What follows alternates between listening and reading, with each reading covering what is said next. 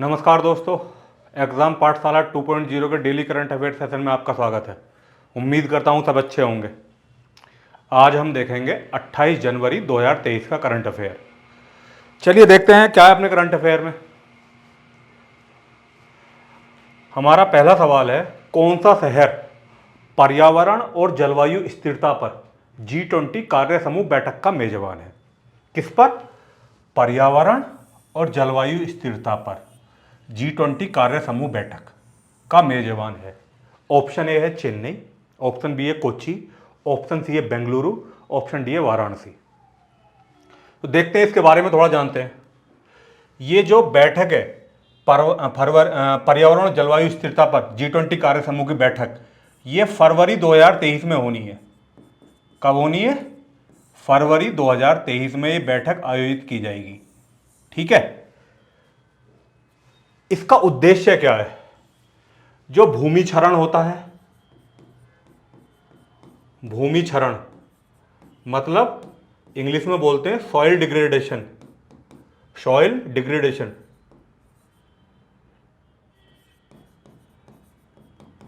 Soil degradation, soil degradation को रोकने में, और जो खराब भूमि होती है हमारी, बंजर भूमि एक टाइप की, खराब भूमि, खराब भूमि, ये उद्देश्य है इसका। खराब भूमि का पुनरुत्थान करने के लिए, मतलब खराब भूमि को अच्छी भूमि में किस प्रकार बदला जाए।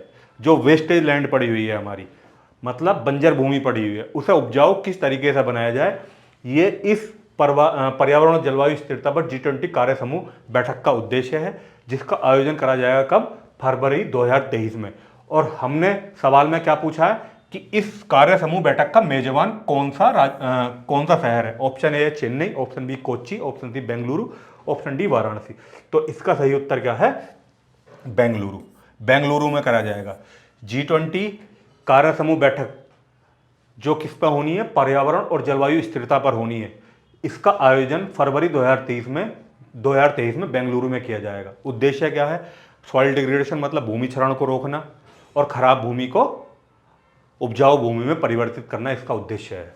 अगला सवाल, आधुनिक सिंचाई प्रणाली वाली नारायणपुर लेफ्ट बैंक नहर का उद्घाटन किस राज्य में किया गया है?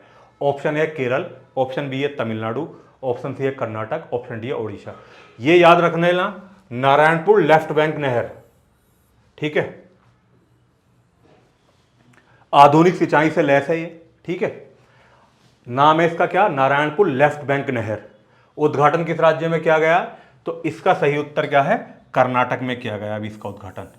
अगर वो आपसे पूछे कि नारायणपुर लेफ्ट बैंक नहर किस राज्य में स्थित है, तो किस राज्य में स्थित है? ऑप्शन सी इसका बिल्कुल सही उत्तर है, कर्नाटक में स्थित है। सी ऑप्शन इसका बिल्कुल सही उत्तर है, कर्नाटक में नारायणपुर लेफ्ट बैंक नहर, जिसका उद्घाटन अभी हाल ही में किया गया। अगला सवाल, समुद्री अर्थव्यवस्था और कनेक्टिविटी केंद्र किस राज्य ओब्लिक केंद्र शासित प्रदेश में स्थापित किया जाएगा? समुद्री अर्थव्यवस्था को क्या बोलते हैं? नीली अर्थव्यवस्था भी बोलते हैं। नीली अर्थव्यवस्था, ब्लू इकोनॉमी, नीली अर्थव्यवस्था, नीली अर्थव्यवस्था भी बोलते हैं, मतलब ब्लू इकोनॉमी भी बोलते हैं। ब्लू इकोनॉमी भी बोलते हैं इसे। ठीक है, इसका आयोजन कौन करा रहा है, मतलब स्थापित कौन करेगा? स्थापित करेगा इंडियन पोर्ट एसोसिएशन। कौन करेगा? इंडियन, एक संस्था है भारत में, Indian port association. Port association जो क्या देखती है? जो हमारे बंदरगाह हैं उनका कार्य संचालन देखती है। इंडियन पोर्ट एसोसिएशन ये इसे स्थापित करेगा। और कहां पे हो रहा है कनेक्टिविटी केंद्र? बी उत्तर बिल्कुल सही है, नई दिल्ली में स्थापित किया जाएगा। बी उत्तर एकदम ठीक है, नई दिल्ली में स्थापित किया जाएगा। अगला सवाल, कौन सा देश FIDE वर्ल्ड चैंपियनशिप 2023 का मेजबान है? ऑप्शन ए है कजाकिस्तान, ऑप्शन बी है इटली, ऑप्शन सी है इजराइल, ऑप्शन डी है भारत। ठीक है, तो सबसे पहले तो ये देख लेते हैं FIDE वर्ल्ड चैंपियनशिप ये होती किस खेल से संबंधित है? तो ये शतरंज में होती है। ठीक है, शतरंज में होती है। FIDE वर्ल्ड चैंपियनशिप कहाँ होती है, मतलब किस खेल में होती है? ये होती है शतरंज में। और मेजबानी कौन करेगा इसकी? तो इसका सही उत्तर है कजाकिस्तान करेगा। कजाकिस्तान में कहाँ आयोजित होगी ये? कजाकिस्तान की कैपिटल का क्या नाम है? अस्ताना। अस्ताना में आयोजित होगी। शतरंज की FID वर्ल्ड चैंपियनशिप 2023 कजाकिस्तान के अस्ताना में आयोजित होगी। कजाकिस्तान की कैपिटल है क्या है? अस्ताना। अगला सवाल, प्रधानमंत्री मोदी अंडमान और निकोबार के 21 द्वीपों का नाम किस पुरस्कार विजेता के नाम पर रखेंगे? ऑप्शन ए है भारत रत्न, ऑप्शन बी है पद्म विभूषण, ऑप्शन सी है पद्म भूषण, ऑप्शन डी है परमवीर चक्र। तो अभी हाल ही में क्या हुआ कि प्रधानमंत्री नरेंद्र मोदी जी द्वारा कहा गया कि हम अंडमान और निकोबार के 21 द्वीपों का नाम ऐसे व्यक्तियों के नाम पर रखेंगे जो मुख्य धारा में रहे हों। मुख्य धारा या उन्हें हमारे क्या हुआ हो? परमवीर चक्र मिला हो। तो इसका डी उत्तर बिल्कुल ठीक है, परमवीर चक्र। ठीक है, परमवीर चक्र विजेताओं के नाम पर 21 द्वीप, अंडमान के 21 द्वीपों का नाम 21 परमवीर चक्र विजेताओं के नाम पर रखा जाएगा। तो डी उत्तर इसका बिल्कुल सही है, परमवीर चक्र। अगला सवाल, कौन सा शहर G20 की पहली पर्यावरण और जलवायु स्थिरता कार्यक्रम बैठक का मेजबान है? G20 की पहली पर्यावरण और जलवायु स्थिरता कार्यक्रम बैठक का मेजबान है। तो इसका सही उत्तर क्या है?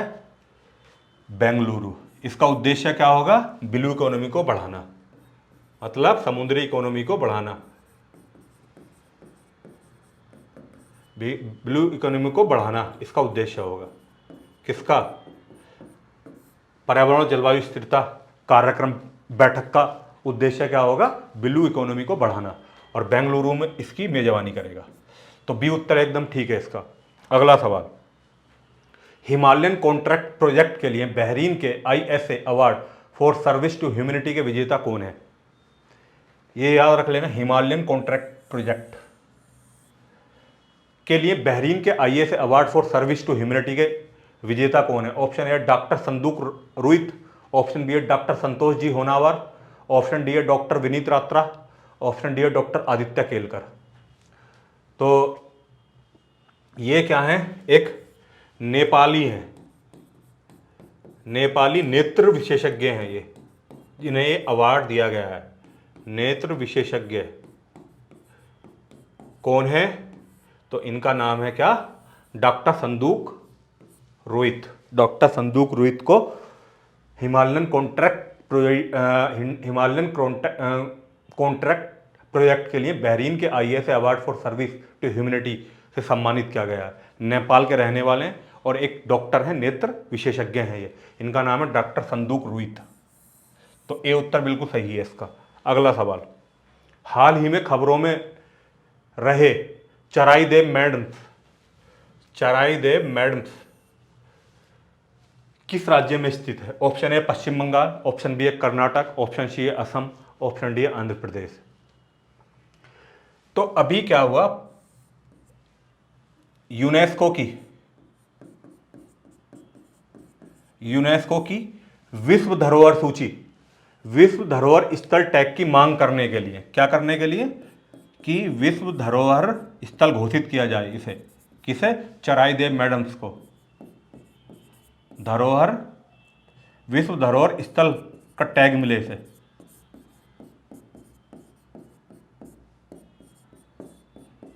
उसके लिए केंद्र सरकार ने क्या करा है? इसका नाम, चराइदेव मैडम्स का नाम यूनेस्को को भेजा है कि इसे क्या मिले? विश्व धरोहर स्थल का टैग मिले। और ये कहां पड़ता है चराइदेव मैडम्स? ये पड़ता है कहां आपका? ये पड़ता है असम में। सी उत्तर बिल्कुल ठीक है। असम के चराइदेव मैडम्स को केंद्र सरकार द्वारा यूनेस्को के विश्व धरोहर स्थल का टैग मिले, इसलिए इसका प्रस्ताव केंद्र सरकार द्वारा भेजा गया। ये असम के मुख्यमंत्री ने अभी हाल ही में क्या करी है? घोषणा करी है इसकी। अगला सवाल, किस राज्य में कछुआ संरक्षण और पुनर्वास केंद्र स्थापित किया जाएगा? Option A Odisha, option B है तमिलनाडु, ऑप्शन सी है गोवा, ऑप्शन डी है आंध्र प्रदेश। ये याद रखना, कछुआ संरक्षण और पुनर्वास केंद्र किस राज्य में स्थापित किया जाएगा? ये करा जाएगा तमिलनाडु के चेन्नई में। कहाँ पे किया जाएगा? तमिलनाडु के चेन्नई में स्थापित किया जाएगा। तो बी उत्तर इसका बिल्कुल सही है। तमिलनाडु के चेन्नई में कछुआ संरक्षण और पुनर्वास केंद्र स्थापित किया जाएगा। अगला सवाल, 2021-22 में चीनी सीजन के दौरान कौन सा देश दुनिया का सबसे बड़ा चीनी उत्पादक और उपभोक्ता था? ऑप्शन ए चीन, option B America, option C है भारत, ऑप्शन डी है इंडोनेशिया। तो अभी 2021-22 के लिए चीनी सीजन के दौरान एक डाटा आया है कि चीनी का उत्पादक और उपभोक्ता सबसे बड़ा कौन सा देश है। तो लगभग 5,000 लाख मीट्रिक टन से अधिक, लाख मीट्रिक टन से अधिक का चीनी उत्पादन करता है भारत, और उपभोक्ता भी भारत सबसे बड़ा है इसमें। उत्पादन कितना करता है? 5,000 लाख मीट्रिक टन चीनी का उत्पादन भारत अकेले करता है विश्व में, और उपभोक्ता भी उतना ही है, खाता भी उतना ही है। तभी तो भारत के लोगों को डायबिटीज ज़्यादा होती है। तो सी उत्तर बिल्कुल ठीक है इसका, भारत। अगला सवाल, किस राज्य ओब्लिक केंद्र शासित प्रदेश ने 2000 से अधिक तालाबों के जीर्णोद्धार और 2000 से अधिक रिसाव टैंकों के निर्माण के लिए जल संरक्षण योजना शुरू की है? ऑप्शन ए है झारखंड, ऑप्शन बी है ओडिशा, ऑप्शन सी है पश्चिम बंगाल, ऑप्शन डी है छत्तीसगढ़। तो 2000 से अधिक तालाबों का जीर्णोद्धार किया जाएगा और 2000 से अधिक रिसाव टैंकों के निर्माण के लिए जल संरक्षण योजना शुरू करी है। ये करी है किसने? झारखंड ने। सूखा से निपटने के लिए झारखंड के 24 जिलों के सभी ब्लॉकों में, झारखंड में कितने जिले हैं? 24 जिले हैं। 24 जिलों के कितने? सभी ब्लॉकों में क्या करा जाएगा? इस जल संरक्षण योजना को शुरू किया गया झारखंड के सूखा से निपटने के लिए। 2000 से अधिक तालाबों का जीर्णोद्धार करा जाएगा, मतलब उनकी स्थिति को बेहतर करा जाएगा, और जो 2000 से अधिक रिसाव टैंक हैं उनका नया निर्माण करा जाएगा जल संरक्षण योजना के तहत। और किस राज्य ने शुरू करी है ये? झारखंड ने, 24 जिलों के सभी ब्लॉकों में।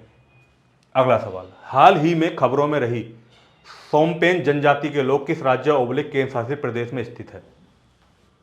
सोमपेन जनजाति ये चर्चा में क्यों रही? चर्चा में ये इसलिए रही है कि जो भारत की राष्ट्रपति हैं वो एक बिल लेकर आई थी। अभी बिल लेकर आई। बिल में क्या हुआ? इन सोमपेन जनजाति जिस क्षेत्र में रहती है उस क्षेत्र के विकास से संबंधित वो बिल था, विकास से संबंधित बिल था। तो राष्ट्रपति द्रौपदी मुर्मू जी का विरोध किया गया है इस जनजाति द्वारा, सोमपेन जनजाति द्वारा। और ये कहाँ पे है? अंडमान और निकोबार द्वीप समूह में पाई जाती है। तो सी उत्तर इसका बिल्कुल ठीक है। सोमपेन जनजाति कहाँ पाई जाती है? अंडमान और निकोबार द्वीप समूह में। अगला सवाल, सूचना एवं प्रसारण मंत्रालय ने किस नियम के तहत प्रधानमंत्री मोदी पर बनी बीबीसी डॉक्यूमेंट्री को ब्लॉक करने का निर्देश दिया है? पीएम पे अभी एक डॉक्यूमेंट्री बनी थी जिसका पार्ट 1 रिलीज हुआ था यूट्यूब पर, बीबीसी द्वारा बनाई गई थी। उस डॉक्यूमेंट्री का नाम क्या था? India the Modi question. क्या नाम था उसका? India the Modi question. Modi question नाम था इसका पार्ट 1 बीबीसी द्वारा यूट्यूब पर रिलीज करा गया था। तो उस पर क्या करा है?